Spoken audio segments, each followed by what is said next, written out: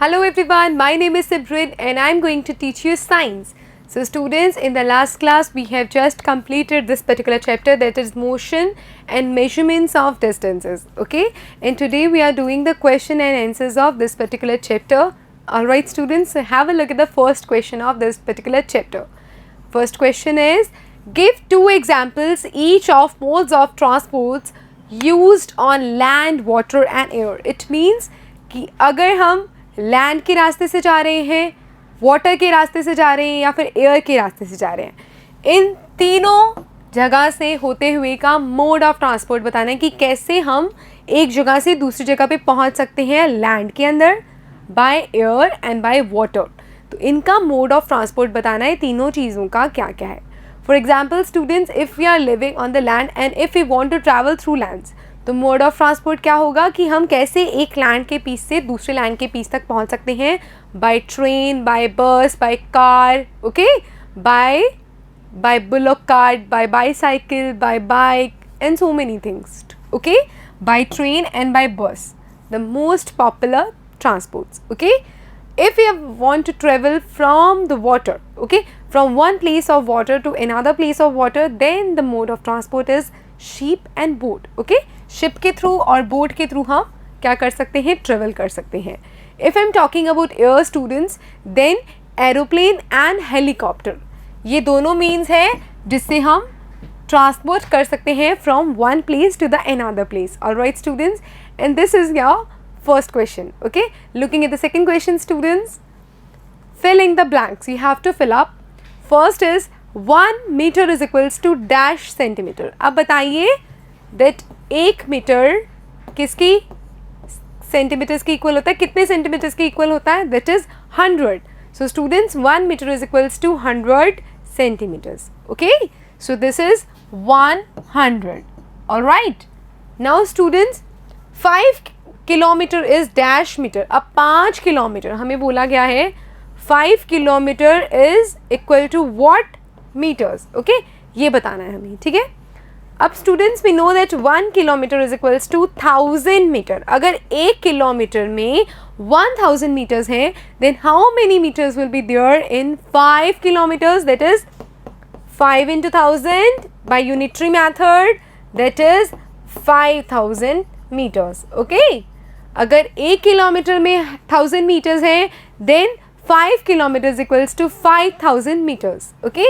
इसका मतलब है 5000, okay. Motion of a child on a swing is, अब सपोज स्टूडेंट्स कोई बच्चा एक झूले पे बैठ के, एक स्विंग पे बैठ के मोशन कर रहा है, तो उसका जो मोशन होगा वो पीरियोडिक मोशन होगा. ऐसा नहीं है कि वो ऊपर आया, 2 मिनट ऊपर आया, उसके बाद वो नीचे आया, 3-4 मिनट नीचे रहा, फिर वो ऊपर गया, नहीं. पीरियोडिक मोशन मतलब जिसका टाइम इंटरवल सेम रहता है, ठीक है students. The motion of a child on a swing is periodic, ठीक है. This motion is periodic motion. Looking at another flip students, motion of a needle of a swing machine is, अब जो swing machine होती है उसमें जो motion करता है उसका needle, that is also periodic. वो भी ये नहीं है कि बहुत आराम से हो रही है, that is also not circular, that is not rectilinear, ठीक है. तो उसका जो मोशन है वो भी पीरियोडिक है, ठीक है, क्योंकि वो टाइम के साथ चेंज नहीं हो रहा, उसका टाइम इंटरवल सेम है. This is also periodic. Next students, motion of a wheel of a bicycle is, अब एक बाईसाइकिल है, उसका जो व्हील है वो कैसे कर रहा है, in this particular way, right. So that is circular.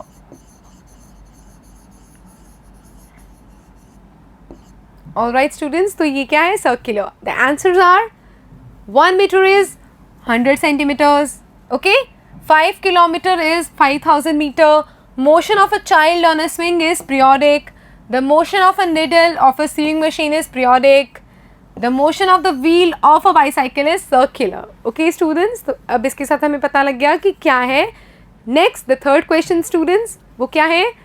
The third question is, why can a pace or a footstep not be considered or used as a standard unit of length? अब पूछा गया है कि जो pace होता है या footstep होता है, इनको हम क्यों नहीं यूज़ कर सकते as a standard unit of length. इनकी स्टैंडर्ड यूनिट ऑफ लेंथ में हम इनको इसलिए नहीं यूज़ कर सकते बिकॉज स्टूडेंट्स जो फुट स्टेप होता है या पेस होता है ये हर एक में पर्सन टू पर्सन वेरी करता है. फॉर एग्जाम्पल एक छोटा बच्चा है तो उसके पास छोटे फुट स्टेप्स होंगे, छोटा पेस होगा. अगर कोई एडल्ट है, ठीक है, तो उसके पास थोड़ा बड़ा होगा. मेल फीमेल में भी वेरी करेगा, ठीक है. फीमेल्स के कंपैरेटिवली पैर छोटे होते हैं, मेल्स के कंपैरेटिवली बड़े होते हैं जनरली अगर हम देखें तो, ठीक है. तो ये वेरी करता है from person to person. So it can't be considered as the standard unit of measurement, ठीक है. सो स्टूडेंट्स, पेस और a foot step can't be used as the standard unit of length because it varies from person to person, ठीक है. क्योंकि ये एक person से दूसरे पर्सन में वेरी कर रहा है, इसीलिए हम इसको यूज़ नहीं कर सकते as a standard unit of measurement. Okay students, looking at the fourth question. क्या है fourth question? Arrange the following lengths in their increasing magnitude, ठीक है. इंक्रीजिंग मैग्नीट्यूड मतलब सबसे पहले छोटा, फिर बड़ा, फिर उससे बड़ा, फिर सबसे बड़ा, ठीक है स्टूडेंट्स. तो इंक्रीजिंग मैग्नीट्यूड में लिखना है. ऑप्शंस क्या है? 1 metre, 1 centimetre, 1 kilometre and 1 millimetre, ठीक है. सबसे छोटा होता है स्टूडेंट्स 1 मिलीमीटर, ठीक है. सबसे छोटा नंबर 1 पे आता है ये, ठीक है. सेकेंड आता है स्टूडेंट्स सेंटीमीटर, 1 सेंटीमीटर. नेक्स्ट आता है स्टूडेंट्स 1 मीटर एंड सबसे बड़ा होता है 1 किलोमीटर. ऑल राइट स्टूडेंट्स, सबसे बड़ा आता है 1 किलोमीटर, सबसे छोटा होता है 1 millimetre, then 1 centimetre, 1 metre and 1 kilometre. अब देखिए students, 1 metre is equals to 100 centimetres, 1 centimetre is equals to 10 millimeters, okay, and students 1 kilometer is equals to 1000 meters, ठीक है. ये बेसिक चीज़ें हैं जो आपको पता होनी चाहिए, ठीक है. Looking at the next question students, that is question number 5. The height of a person is 1.65 meters, express it into centimetres and millimetres. अगर एक पर्सन है 1.65 मीटर्स का, फर्स्टली सेंटीमीटर्स में कितना होगा? We know that 1 metre is equals to 100 centimetres, right. तो अगर कोई पर्सन 1.6 मीटर्स का है तो वो सेंटीमीटर्स में कितना होगा? 1.65 इंटू 100 सेंटीमीटर. ओके, पॉइंट्स को हटाएंगे तो नीचे 2 zeros आएंगे ना, 2 0 से 2 0 कट गए, बचा क्या? 165 सेंटीमीटर. ओके स्टूडेंट्स, अब अगर यही पर्सन 1.65 मीटर से मिलीमीटर में कन्वर्ट होना चाह रहा है तो 1 metre is equals to 1000 millimetre. Okay, so 1.65 metre is equals to 1.65 into 1000 millimetre. Point हटा के double zero will cancel out this double zeros. 165 into 10 millimetre, it is 1650 millimeter. So students, the height of that particular person in centimeter is 165 centimeters and in millimeter is equals to 1650 millimeters. Alright students, and this is your question number 5. Alright, looking at the sixth question students, what is that? The sixth question is, the distance between Radha's home and her school is 3250. Radha के घर में और उसके school का जो distance है वो कितना है? 3250 मीटर्स. ओके, अब हमें बताना है कि वही डिस्टेंस किलोमीटर्स में कितना होगा. स्टूडेंट्स, 3250 क्या है? मीटर्स है. Now you have to convert the metre into kilometre. So students, 1 kilometre is equals to 1000 metres, right. So 1 metre is equals to 1/1000. अब इसको 1000 को क्या कर दिया? नीचे लेके गए, ठीक है. 1 मीटर की वैल्यू क्या है? 1/1000 किलोमीटर. ओके, तो इसको अगर हम किलोमीटर में कन्वर्ट करेंगे then it is equals to 1 metre is 1/1000 kilometre, then इतने metre is equals to upon 1000 kilometre. Okay students, it is 3.250 kilometre. इसका आंसर आ गया 3.250 किलोमीटर.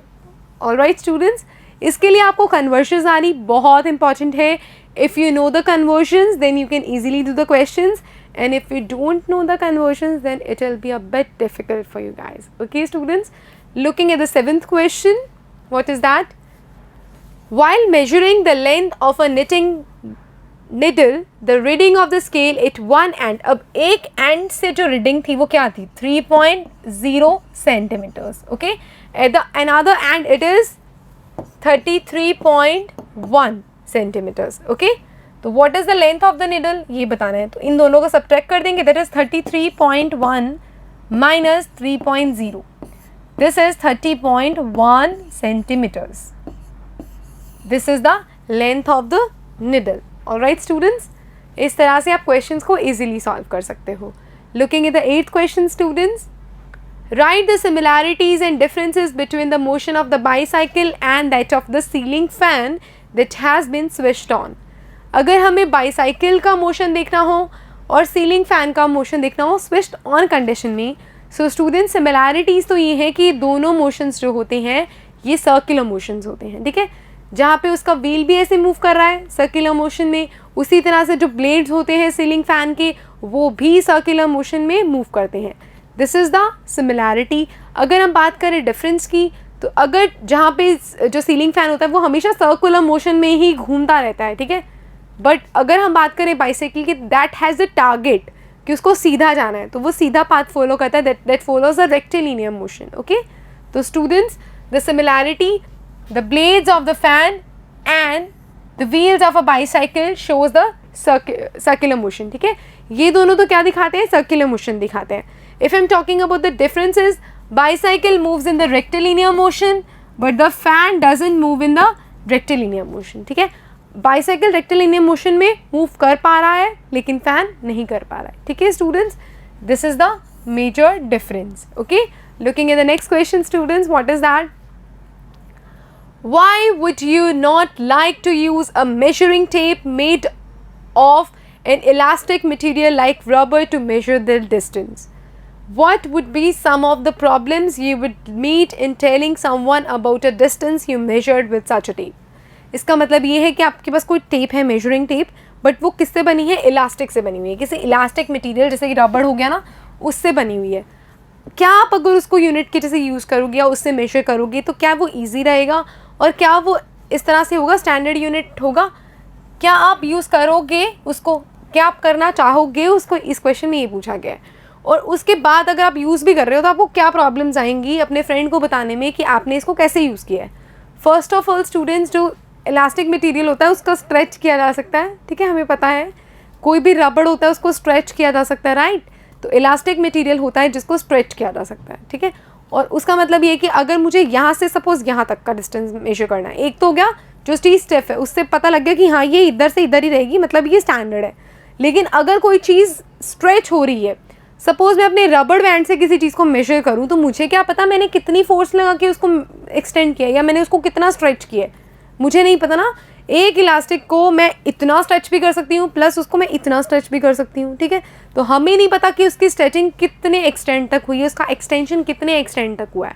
तो उस केस में प्रॉब्लम ये आती है कि हमें नहीं पता कि उसकी लेंथ में हमने स्ट्रेचिंग का मैग्नीट्यूड क्या रखा है. ठीक है students, so the answer is an elastic measuring tape will not have accurate measurement as it is stretch in length and reduces in size when stretch out. Okay, उसको stretch करोगे तो अब वो लेंथ उसकी बढ़ जाएगी, उसको वापस करोगे तो वो वापस से छोटा हो जाएगा. ठीक है, when we express the measurement taken with the elastic tape, अब अगर हम उसको एक्सप्रेस करते हैं ना कि हाँ इतनी लेंथ आई है, we have to tell whether the tape was stretched.